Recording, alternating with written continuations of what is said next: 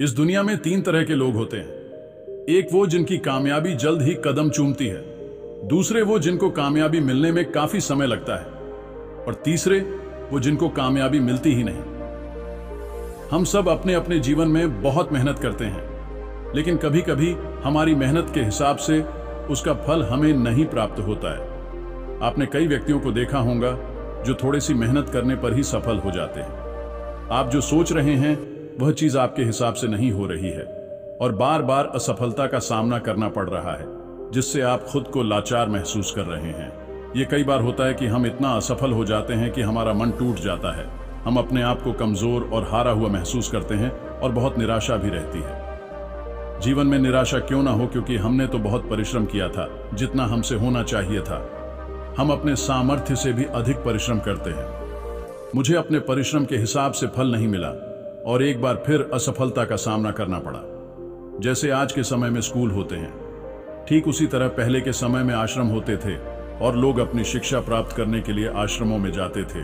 उस समय हर शिष्य अपने गुरु का बहुत सम्मान किया करता था। प्राचीन समय में लोगों को किताबी ज्ञान से ज्यादा व्यवहारिक ज्ञान सिखाया जाता था।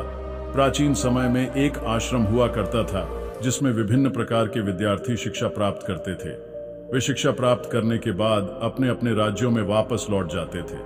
उन्हीं में से एक दिलीप नाम का शिष्य था जो अपने गुरु से शिक्षा प्राप्त करके अपने राज्य लौट आता है। वापस आने के बाद अपने काम में लग जाता है। समय के साथ साथ दिलीप बड़ा होता गया। दिलीप के परिवार की स्थिति अच्छी नहीं थी।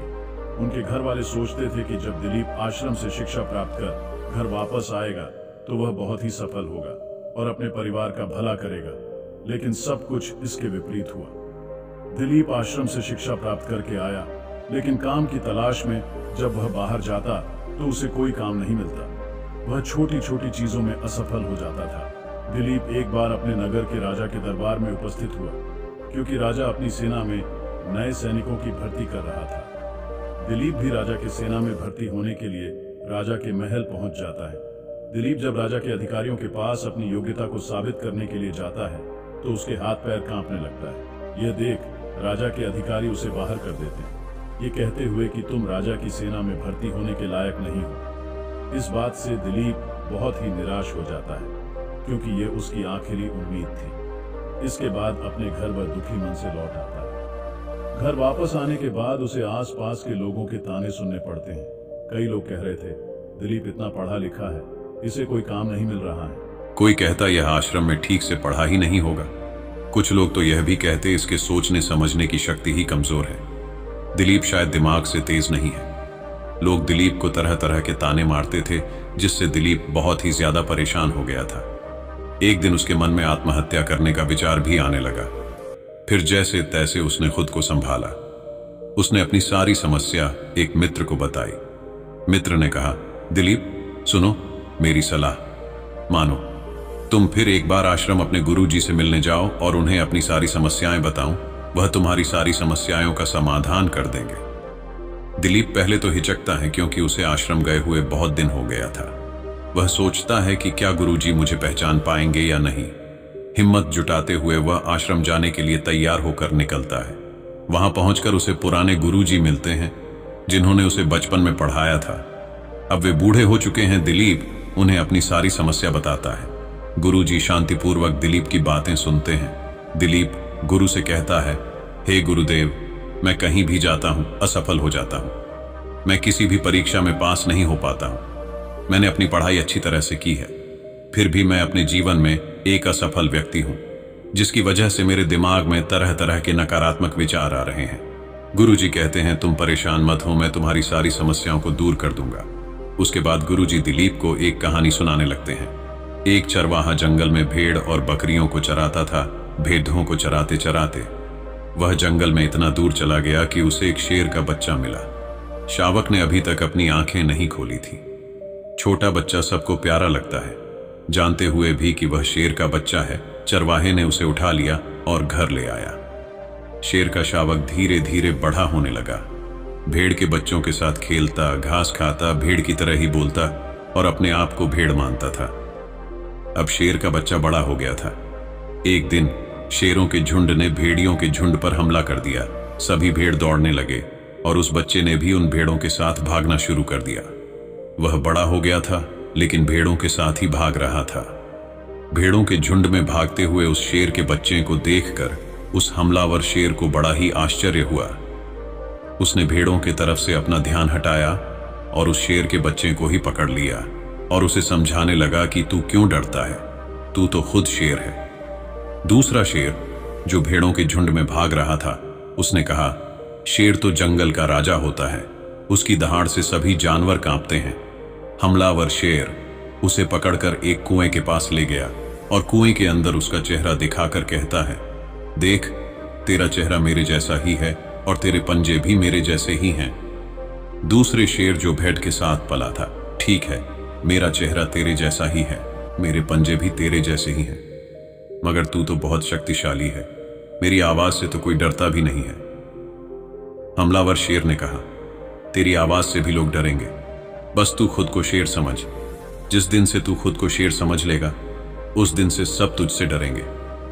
तुझे महसूस होगा कि तू भी एक शेर है, तेरे पास भी ताकत है और तू भी जंगल का राजा बन सकता है। जब तेरे मन में यह बात आ गई, तब तू किसी से नहीं डरेगा। हमलावर शेर फिर कहता है, तू डरकर इसलिए भाग रहा था क्योंकि अब तक तू अपने आप को भेड़ समझता रहा। जब तू खुद को शेर समझने लगेगा, तेरे अंदर से यह डर भी खत्म हो जाएगा। यह डर तुम्हारे अंदर इसलिए था क्योंकि तू भेड़ों के साथ रहता था और खुद को भेड़ समझने लगा था, और बचपन से सभी ने तुझे भेड़ ही समझा है। तुझे अब तक किसी ने शेर कहकर पुकारा ही नहीं है, इसलिए अब तक तू खुद को भेड़ समझता आया है। कहानी को समाप्त करते हुए गुरुजी ने कहा, दिलीप, तुम्हारे भी जीवन में यही हो रहा है। तुम्हारे पास सारी योग्यताएं हैं, फिर भी तुम खुद को भेड़ ही समझ रहे हो। गुरुजी फिर कहते हैं, इसका सबसे बड़ा कारण है कि कोई तुम्हें प्रोत्साहित नहीं कर रहा है कि तुम भी कर सकते हो। तुम्हारे आसपास वाले असफलता होने के डर का बीज तुम्हारे दिमाग में बो दिया है।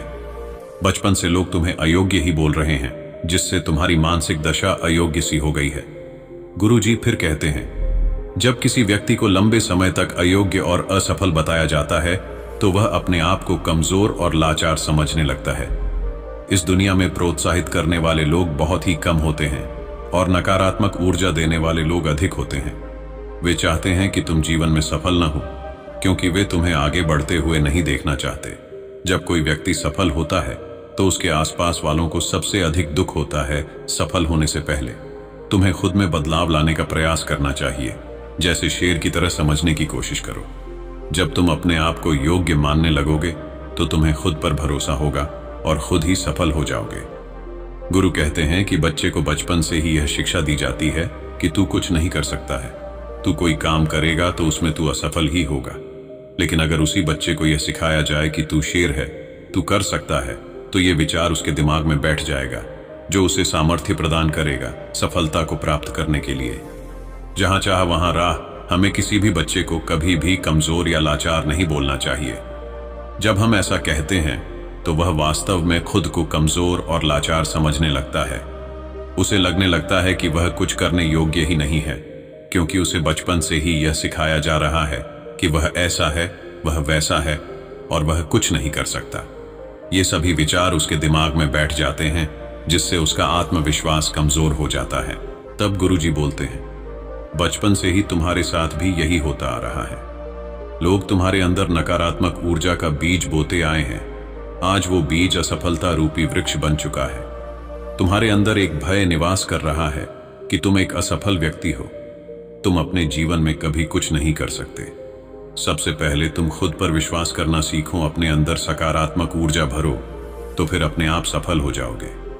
गुरुजी कहते हैं, कहीं जाने से पहले, कुछ करने से पहले अपने अंदर सकारात्मक ऊर्जा का संचार करो, फिर उस काम को करो। देखना, सफलता तुमसे दूर नहीं जाएगी। दिलीप के गुरु उसकी समस्याओं का समाधान करते हैं और उसे मार्गदर्शन देते हैं। इसके बाद दिलीप नए उत्साह के साथ काम करता है। अपनी मेहनत और गुरु के मार्गदर्शन से वह सफलता की ऊंचाइयों को छूता है और अपने लक्ष्यों को प्राप्त करता है। कहानी का मुख्य संदेश है कि सफलता को प्राप्त करने के लिए आत्मविश्वास और सकारात्मक सोच रखना चाहिए। किसी भी व्यक्ति की सफलता उसके दिमाग के अंदर बसे सोच और मन में भरे आत्मविश्वास पर निर्भर करती है। अक्सर हमारे आसपास के लोग हमारे अंदर नकारात्मकता भरने की कोशिश करते हैं, लेकिन हमें उनकी बातों पर ध्यान नहीं देना चाहिए। हमें खुद पर विश्वास करना चाहिए और अपनी सामर्थ्यों को पहचानना चाहिए। यह कहानी हमें यह भी सिखाती है कि हमें अपने बच्चों को सकारात्मक सोच और आत्मविश्वास के साथ प्रेरित करना चाहिए। उन्हें अपनी क्षमताओं को निखारने और समृद्धि के मार्ग पर आगे बढ़ने के लिए प्रेरित करना चाहिए। बच्चे को नकारात्मक सोच से दूर रखकर उन्हें सकारात्मकता की ओर प्रेरित करना हमारी जिम्मेदारी होनी चाहिए। इसके अलावा हमें यह भी याद रखना चाहिए कि सफलता का मार्ग सीधा नहीं होता। सफलता के लिए मेहनत, उत्साह और सहनशीलता की आवश्यकता होती है। हमें हार नहीं मानना चाहिए, बल्कि हर मुश्किल को एक अवसर मानकर आगे बढ़ना चाहिए। इस प्रकार हम अपने लक्ष्यों को प्राप्त करने के लिए सफल हो सकते हैं।